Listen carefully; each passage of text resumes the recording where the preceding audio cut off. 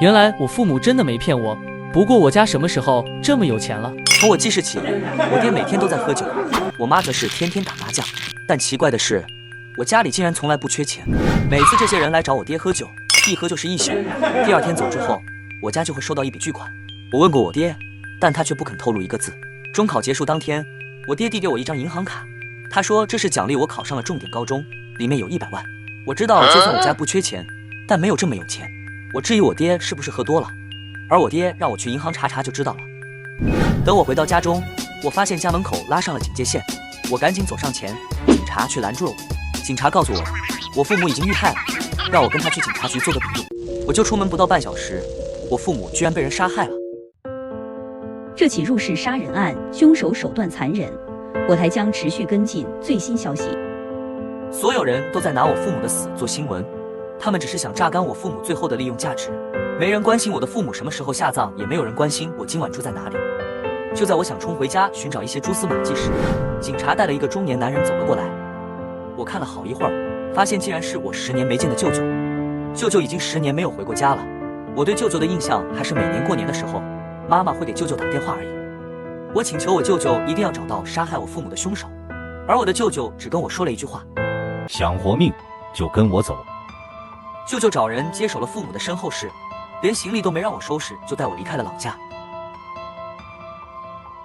我叫做林天，16岁那年，我父母在家中被害，我舅舅竟在我父母还没下葬的时候就带我疯狂跑路。起初我总是闹着要回去，舅舅只回复我说：想活就别停下来，赶紧跑。终于有一天，我拿着削尖的树枝抵在自己的脖子上，我舅舅才愿意告诉我父亲一直隐藏的秘密。舅舅讲述了一个故事，陆国为了奠定国际霸主的地位，秘密建立了一个组织——觉醒者。如果说研究院负责打造火器，那么觉醒者则负责打造人。经过多年的研究，最终确定2种打造路线：一为形体，激发士兵的身体潜能，使他们获得强大的物理力量，以一敌百；2为醒神，改造士兵的各个器官，让他获得不属于常人认知的特殊能力。形体无需多言，就是提高士兵的身体素质，简单高效。但是与形体相比，醒神的难度简直天地之差，而且一不小心，实验体会暴毙身亡。当初在侵略龙国的时候，为了保证自己国家的士兵不受损，陆国士兵抓了大量的龙国人，交给研究员做实验。在投入大量的财力物力后，仅仅打造了几百个残次品。觉醒者觉得醒神还是不可行，加上很多军队奋起反击，醒神计划也就停止了。但是当初这批残次品在战争结束后，竟然展现出了非同常人的能力，而我的太爷爷就是其中的一个实验残次品。我的祖上是仅存的几百残次品之一，双眼可洞察人的气，气大者必胜之，与其他人相比算是优质。没想到这醒神体质居然可以遗传，林家虽然已经4代单传，但是这醒神血脉没有断代。不过因为是残次品，即使有了血脉也不一定会激活，得看个人的天赋。我爹是近几代人天赋最出众的，也是血脉激活最大的，因为能洞察人的气，有时候只需要看看足球场上运动员们今天的气是什么属性，就知道这场球赛的输赢。家里一直不缺钱，也是因为靠着帮老板们赌球才存下了那100万，而我爹的名声也慢慢的传入到了高层那里。舅舅告诉我，父母临死前接待的似乎是来自首都的人，这些人与我父母的死有关系。我本想直接杀到首都去复仇，但是舅舅只说，就凭你现在的能力，如何与那些高等势力作对？你太弱了，现在的你别说复仇，你连在首都生存的能力都没有，没等找到仇人，也就先把自己饿死了。舅舅说的对，那我到底何时才能复仇呢？舅舅说，即使我觉醒了醒神者的血脉，也无法复仇，因为醒神者没有攻击性，只是一种辅助，我还要拥有攻击性。他现在就要带我去见龙国唯一的醒神者，或许只有他能帮助我。3天2夜，舅舅带我到了一座山，山上有座道观，名为三清山。迎接我的是一位紫袍老者，这里的人都叫他掌门。小谷，多年不见，你的形体修为又上了一层呀！多亏掌门当年的指点。另外，这是我的外甥，拜托您费心了。小天，掌门是一位醒神者，很强。醒神者究竟与常人有什么不同？看向紫袍老人眼睛的一瞬间，我的灵魂仿佛被他看透，我不禁出了一身冷汗，眼睛也无法离开。在我拼命想挪开视线的时候，我竟然精神虚脱，整个人昏了过去。失去意识的前一秒，我心中浮现了一个念头：不会还没报仇就死了吧？待我醒来，还没清醒多久，紫袍老者便将我带到山间一座小瀑布。他说第一次见面，他便看透我的内心，怨气太重，所以带我来这瀑布之下冲刷。至于时间长短，由我何时洗净怨气决定。我看着湍急的水流，心中不免有些发怵。紫袍老人却不发一言，只是告诉我，如果想为父母复仇，就站进去。我只感觉整个肩膀承受着巨大的水压，被水压一次次拍倒进池底，爬上来又继续，勉强能在水流的压迫下站住了。但只要我的脑海中浮现父母的死状，身体就会开始波动，再次被水流冲刷出去。终于，我可以心无旁骛地站在水流底下了，甚至我只当是在冲澡。过了25天，我终于又见到了紫袍老者，我甚至怀疑他是不是一直在看着我。林天小友，走，开始觉醒你的血脉吧。三清掌门告诉我，醒神者在没有外力作用下，要想觉醒自己的血脉很难，但有了外力，成功率依然很低，依靠天赋。这个天赋很不明朗，或许指的是命运。掌门，你这是干嘛？不是要觉醒血脉吗？说实话，我很慌，也很怕，但怕有用吗？虽然不知道自己做错了什么，但是先求饶肯定是没错的。如果我做错什么，还请掌门明示，我保证以后再也不改了。掌门，求求你了，我还要为父母报仇。话说到一半，其中一个黄袍老者显得不耐烦，给了我一个脑拍，我的脑袋像是被卡车撞了一般。臭小子，安静点，我们不会对你做什么，只是怕你忍受不了觉醒之痛。二位长老，只要能给父母报仇，我死都不怕，所以尽管来吧。那一刻我是真的不怕死。至于后面语气变弱，是因为我看到三清掌门掏出了比手指还粗的银针，而且一共8根，这是要扎到我身上的，我差点没忍住又要晕过去。林天小友不必紧张，忍一忍，很快就过去了。虽然没被吓晕，但是那天我还是晕了8次，也后悔自己当时怎么没想到让掌门给我打针麻药。好在结果很棒，据三清掌门说，我的天赋比他还强，或许我会成为第一个完全体的醒神者。而我醒来睁开的第一眼，我就能感受世间万物所散发的气，每一种气都会给我一种感觉：善意、邪恶、谎言、杀意。我终于可以去复仇了。多谢掌门，如今我算是醒神成功了吗？只是激活了血脉，这是我醒神81年的心得，天意只可意会，能走多远，全凭你自己。多谢掌门，大恩大德，待凌天为父母报仇后再来报答。因为激活了醒神，我通过双眼洞察了2位长老的气，并没有威胁，但好像还夹杂着些许的变态。昏迷之前，我只听到了一句：“小子，这修炼才刚刚开始。”从昏迷中清醒过来，我就被倒吊在山洞中，洞中有块石头居然会发声，他留下了2位长老给我的话：“小子，刚踏足醒神就想报仇，这不是送死吗？简直以卵击石！你舅舅临走前拜托我俩，让你神体双修。”在又被倒吊了1天之后，脚上的锁链自动解开了，我从空中摔了下来。回想这几天的经历，刚刚结束中考的我，刚刚收到父母奖励的100万，却在半小时后见到父母被害。本以为舅舅可以帮我复仇，带我来到三清山上龙国最神秘的道观。我临天有幸师从三清山掌门激活醒神血脉，我忍受8针之痛，开8门通气血，本以为大仇终于能报，连醒神的痛苦我都能承受，区区形体何足挂齿。但后来我发现我错了，错得离谱，真正的修炼才刚刚开始，而我凌天注定成为不凡之人，起码现在没人比我更惨了。此后几天，我饿了就抓洞内的昆虫为食，渴了就滴落的水珠为饮，其余全部时间都是翻阅掌门的心得，我的醒神修为也大幅增长。故天将降大任于世人也，必先苦其心志，劳其筋骨，饿其体肤，空乏其身。臭小子，现在你体内的浊气排空，就开始形体吧。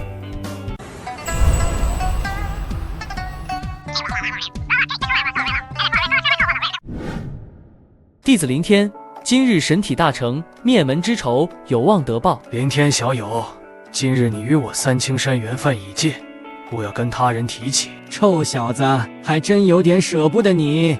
去吧，这是你舅舅的地址。哪来的土鳖，敢挡王少的路？快滚！说你呢，赶紧滚，要不然王少一句话就能把你腿打断。你说那个死猪，这路这么宽，非要从我这过？我用双眼洞察了他的气，体虚气弱，怕是再折腾2天就得挂了。有这功夫来指点我，不如搀好你们家主子，小心你主子一个不小心就挂了。给我打断他的腿，2条腿！我可是王氏商会会长的儿子，你要是敢动我，不让你今天死无葬身之地！王氏商会没听过，那你喊人吧，我在这等着。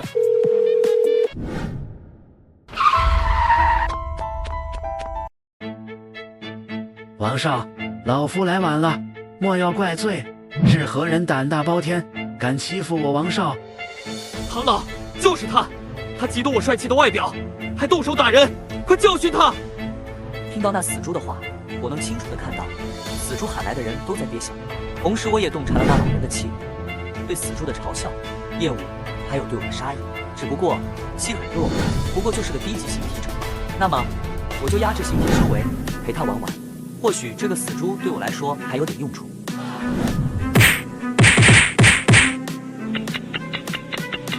敢问阁下，师出？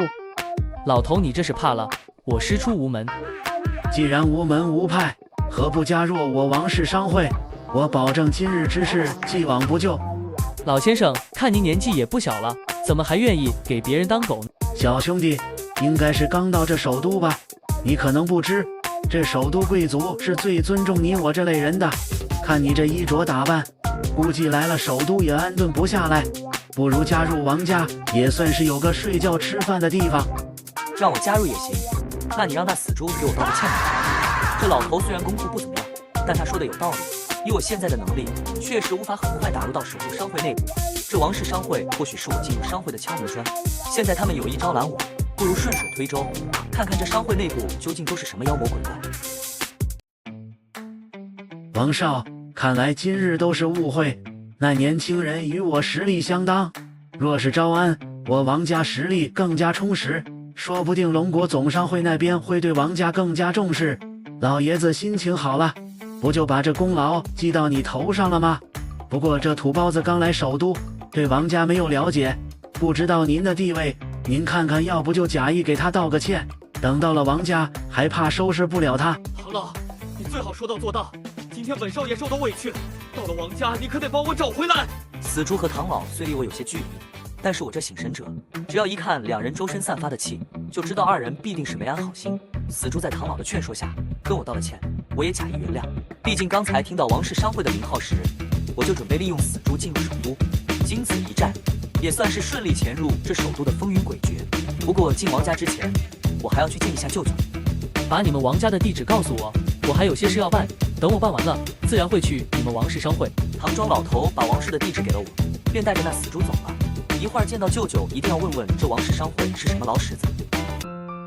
好小子，我当时也没抱希望，没想到你真的神体双修成功了，怕是普天下第一个吧？如今的我已经成熟了不少，倒是舅舅年纪大了，话居然变多了。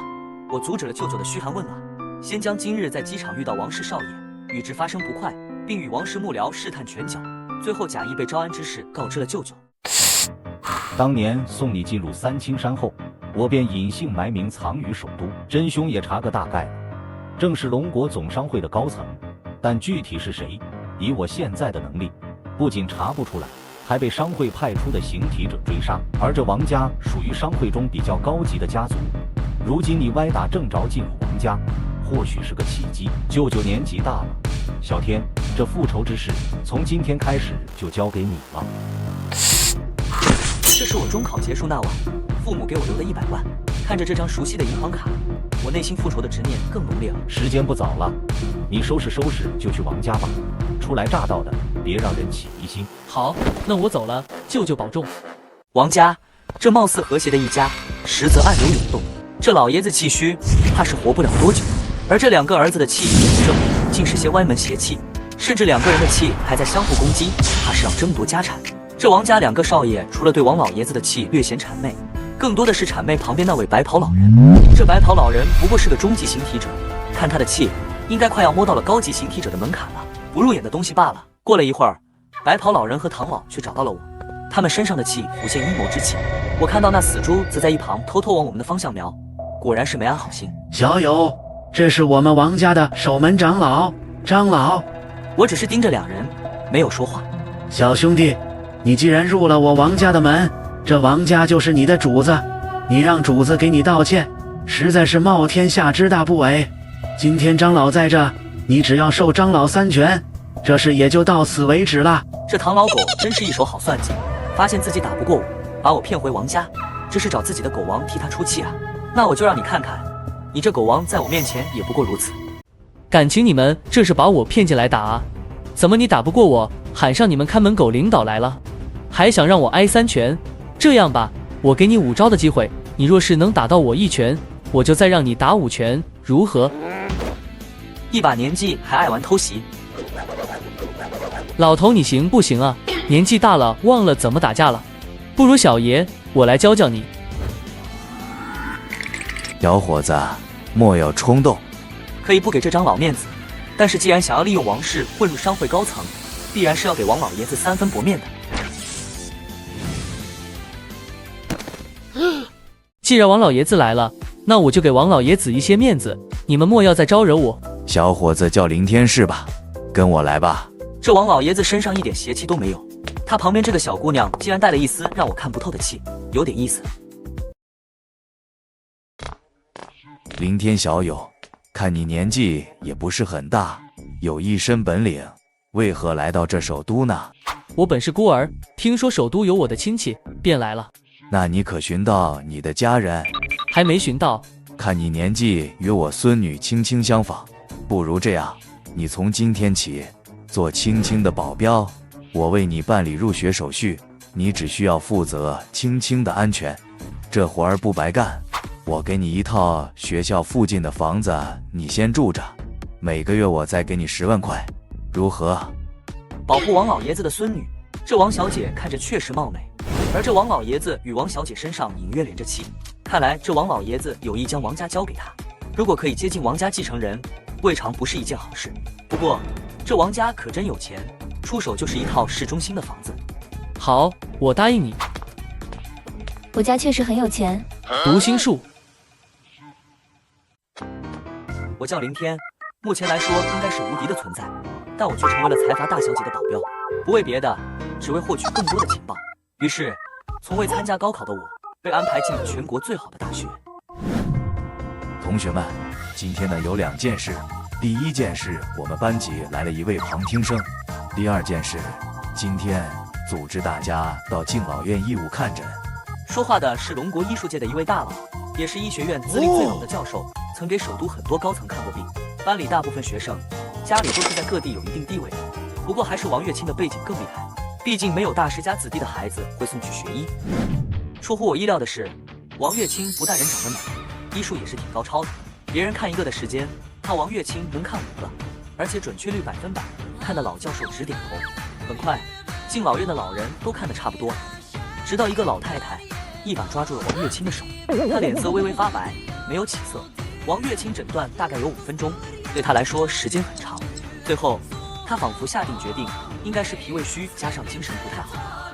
只有我用双眼洞察了一样，老太太其他部位都很正常，唯独肠胃部分的气呈现出黑色。我多用1成功力才发现端倪，胸骨下方和肚脐上方的中脘穴血液流通不畅，施以银针就即可得救。得亏今天自己在这，要不听这丫头的，这老太太得归西。你们要害死这位老太太吗？新来的旁听生懂什么啊？就是王月清可是我们年级第1。教授你看看，王月清肯定没错。我拿起银针，一下插入老太太的中脘穴，老太太的脸色以肉眼可见的速度缓缓红润起来。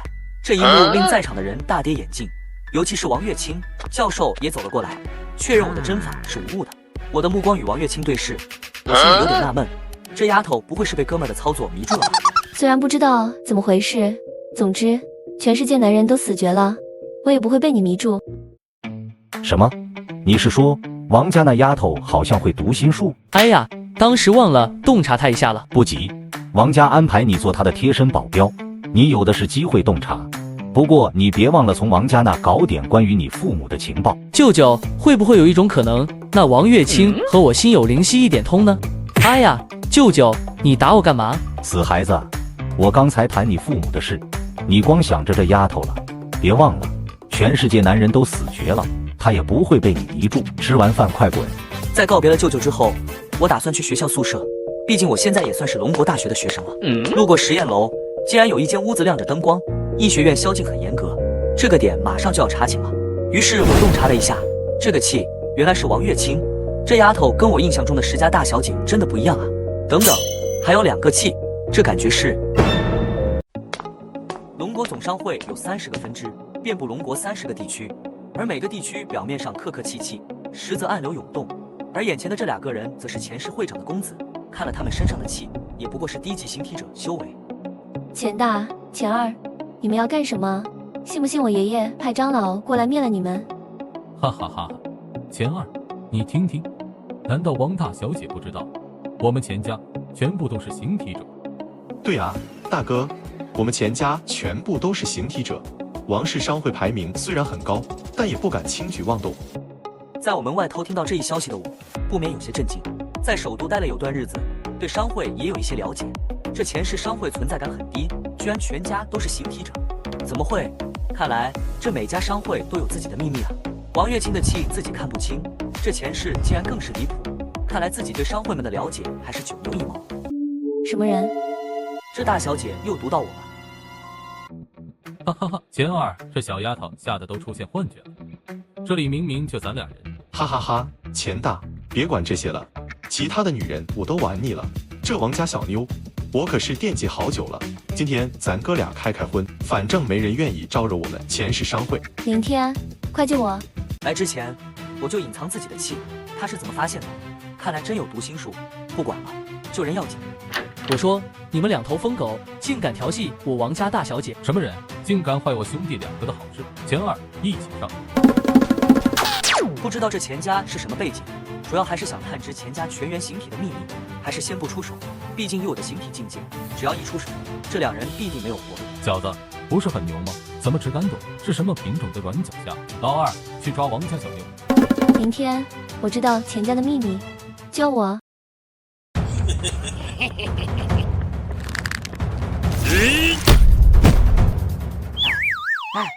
我安慰了好一阵子，待他冷静后，王月清竟然回答了我还未说出口的疑问。钱家有一秘法，可以让钱家一脉直接进入形体者，但代价是此生无法增进修为。之所以没人喜欢招惹，是因为猛虎斗不过群狼，没人愿意大耗元气去灭掉这些无赖。爷爷，事情就是这样，我没事，明天救了我。这钱家，我真是有点给他们脸了。月底总商会年末联谊结束后，半路截杀钱家，奖励凌天首都3环别墅1套。凌天小友，这次多亏了你，以后在学校还麻烦你多费心照顾青青了。你有什么要求尽管提。王家大手笔。我家真的很有钱。不是，又读心。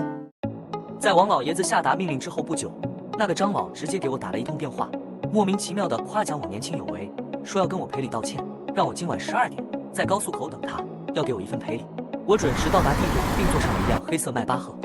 车内的张老先是假模假样的跟我道歉，称上次都是被唐老挑拨的，他很惜财，无意伤害我，这次是诚心给我赔罪，希望我可以不计前嫌。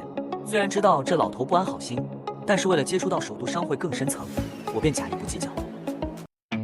凌天小友，等会给你引荐的这位地位很尊贵，你说话一定要谨慎，若是被他看中，你小子祖坟都得冒青烟啊！好大一股谄媚巴结的气，要不是我强忍着，怕是前天的饭也得呕出来。客厅没开灯，又是半夜，只能感觉深处隐约有几个人。洞察发现有3个人，左右两边竟然都是高级形体者，中间坐着的那位竟然没有气。尊上，人我带来了，王家对他可是赞不绝口，老奴生平也是第一次见。林天是吧？喊你过来是要让你办件事，事成之后，我便许你一辈子衣食无忧。这人应该也是个醒神者，看着张老不断对我使眼色，我决定顺着话应下来，看看这人有什么本事，能让张老这么跪舔。尊上，我斗胆问一句，何事？杀掉王家画事人，利用王月清，得到王家秘宝赤星石。得到这个消息，事后我随便应付了张老几句，急忙来到了舅舅家。当他听到赤星石的时候，惊得烟头都给弹掉了。赤星石，传闻这是觉醒者那位首领从陨石中淬醒而成，可以让醒神者直接巅峰。本以为是传闻，没想到是真的。舅舅，我感觉那个人的背景很强，光是保镖就是2名高级形体者，而且我洞察不了他的气。舅舅略加思索，便认为王家跟龙国总商会的关系匪浅，背后之人应该是不敢动，万一暴露自己，怕是很麻烦，所以选择了我当枪用。真要是出事，那我就是背锅的人。舅舅让我小心，但是不入虎穴焉得虎子，首先得想想怎么先接近这个神秘人。王家宅邸，王月清的闺房，这里只有我俩。他说请我来是为了表达谢意，于是我放松了警惕，心里不自觉地回想着那个神秘人。你要杀我爷爷？不需要洞察，我就能感觉到淡淡淡淡的杀意。我很疑惑，进老院那次、昨晚上那次以及今天，王月清仿佛知道我想的什么，一股奇怪的想法冲到我的脑海。下山之后，我从来没开启过5成以上的醒神修为，而现在我必须一探究竟，结果让我惊讶，但也在我意料之中，不过几率很小。王月清低级醒神者修为，能力应该是能听取心声，只不过目前他听到的只能是我罢了。什么？我是醒神者？刚才还发飙的王月清听到我的心声后，立马转怒为惊。反正事情到了这一步，跟王月清合作无疑不失为一个好方法。然后我将事情一五一十的和盘托出，王月清竟出奇的相信我。用他的话来说，女人的直觉。说真的，我很佩服他，即使一天内遭受这么多挫折危险，也依然能冷静下来。但这件事情很大，他必须带我去见王老爷子。该来的总会来，本想将事情带进棺材板里。爷爷，别胡说，我还想让您抱成外孙呢。他这个地位，估计奉承的话听了不少，但他明白只有自己的宝贝孙女是真心的。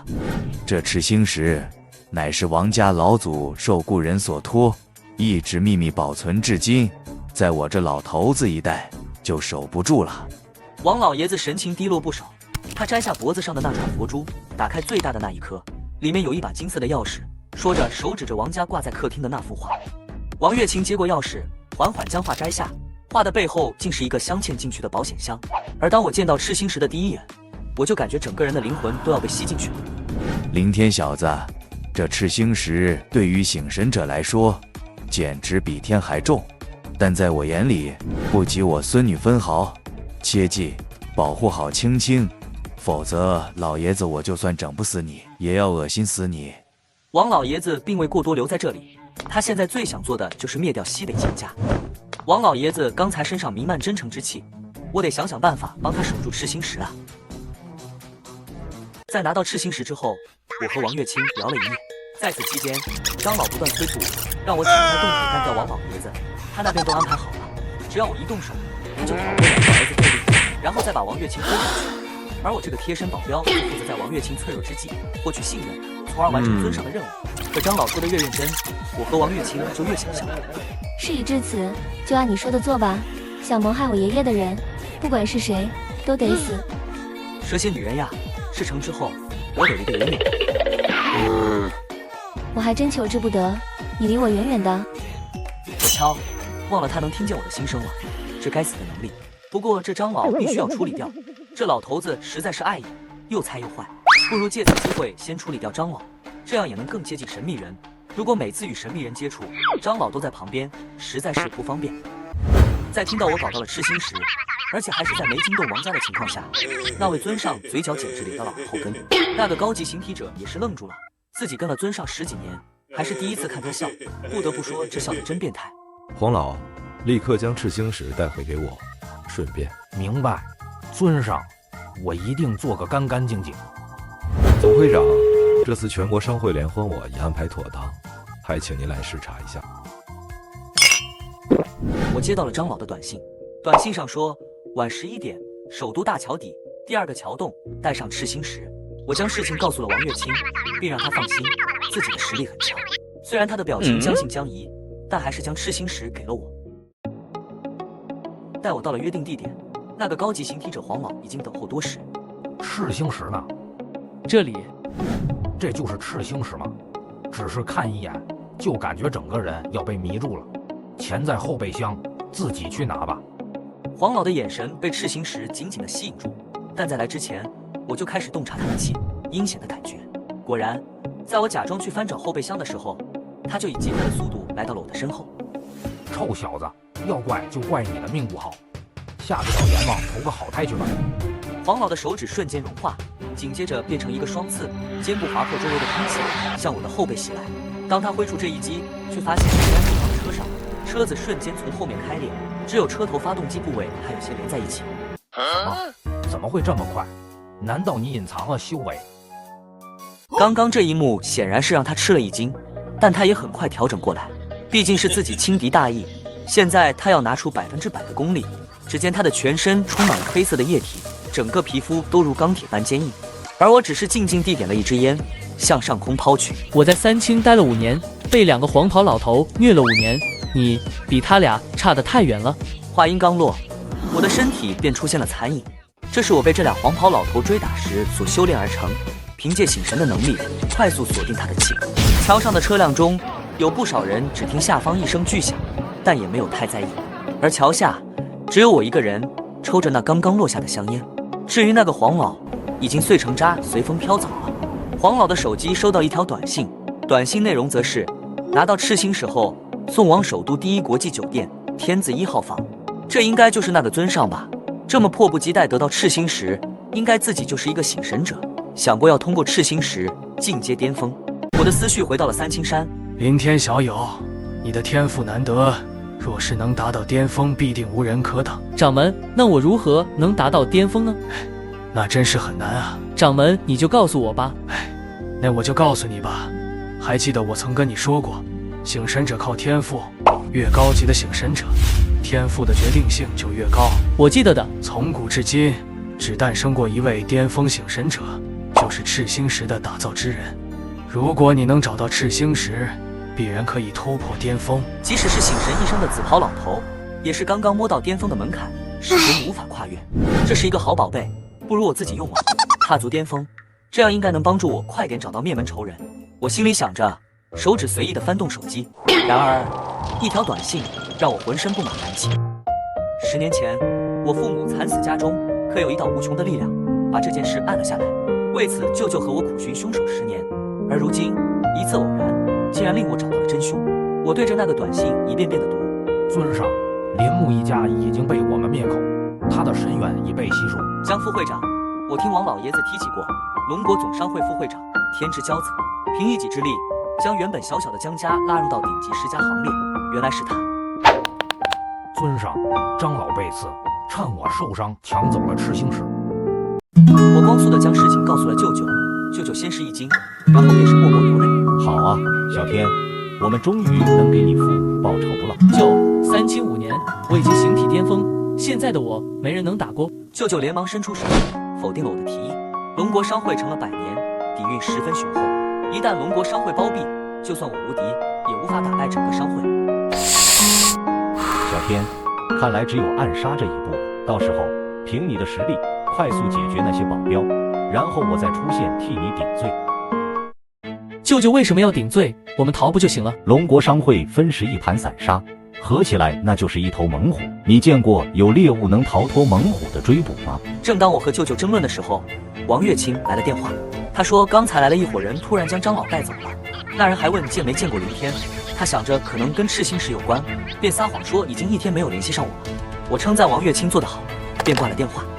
舅舅，我现在要去见江涛，这赤星石先放在你这里，首都还没人知道你我的关系，万事小心。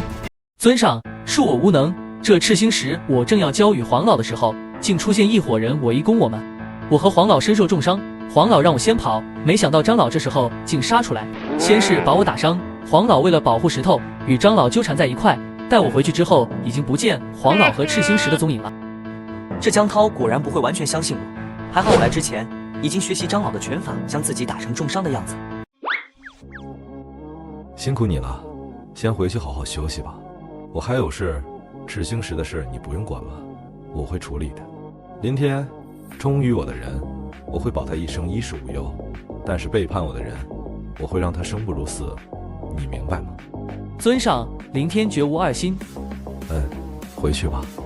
由于是巅峰炼体者，身上的伤早就恢复好了，现在就看江涛怎么处理张网了。不过张网的死活已经不重要了，自己已经找到了灭门仇人，现在只需要想想怎么杀了江涛，为父母报仇了。首都大酒店，凌天，见爷爷。舅舅带着赤星石来首都大酒店找我。首都国际大酒店，30个商会分支齐聚一堂，因为这次的会议十分重要，总会长将要再次宣布下一任接班人。但目前只有28支分会的话事人在场，王钱2家正在酒店的大厅内厮杀。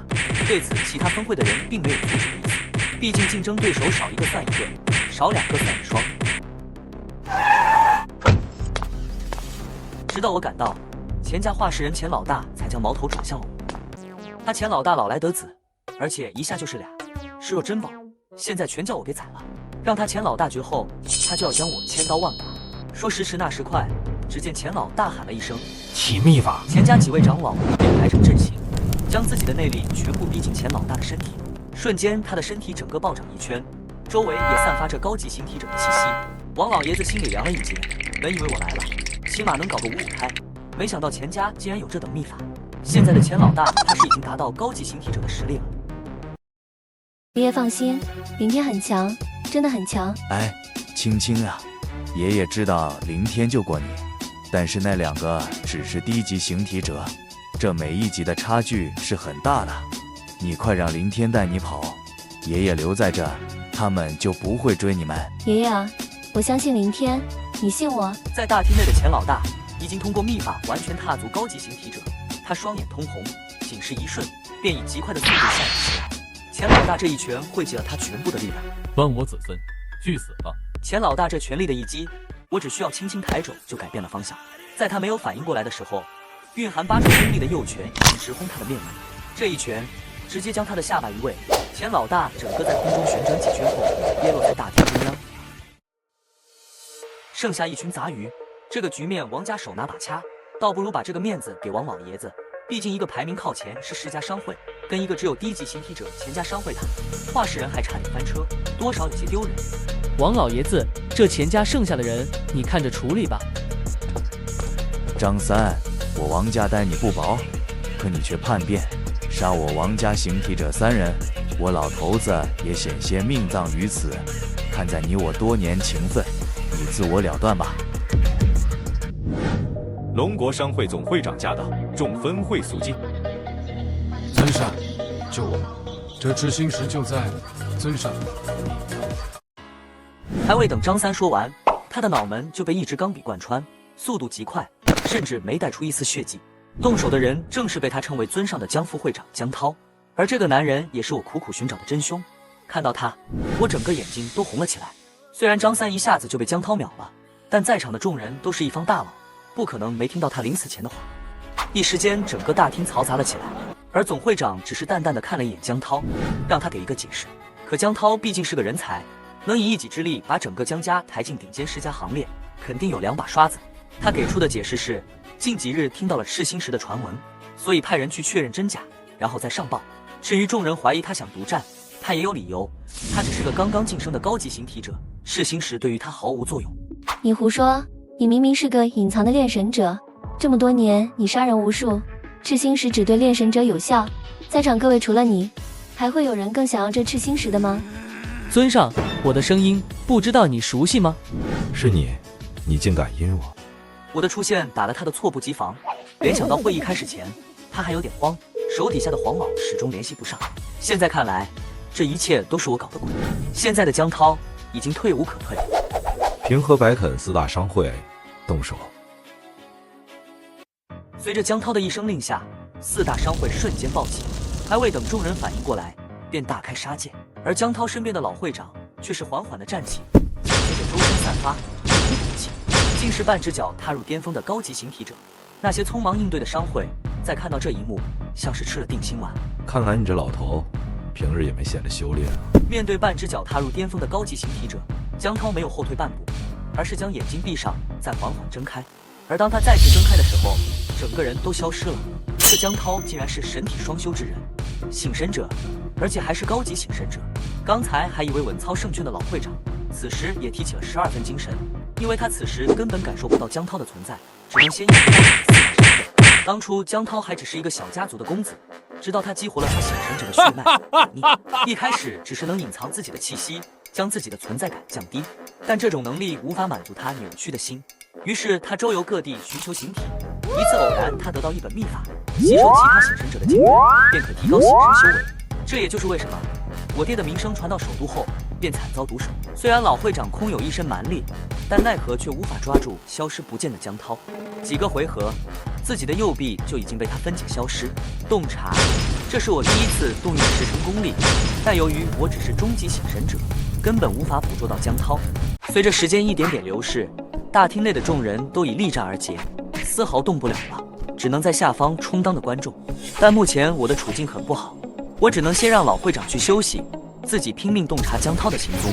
无法捕捉的江涛将我打得伤痕累累，还好我在3清那5年，形体的境界已经是巅峰中的巅峰了，还勉强能招架。小天，接着，舅舅及时赶来，而当江涛感受到赤星石蕴含的能量时，为时已晚。现在的我已经吸收了赤星石的能量，晋升巅峰醒神者。洞察，江涛的身形骤然显现，而且整个人呆呆地站立在那，他的灵魂仿佛要被抽离。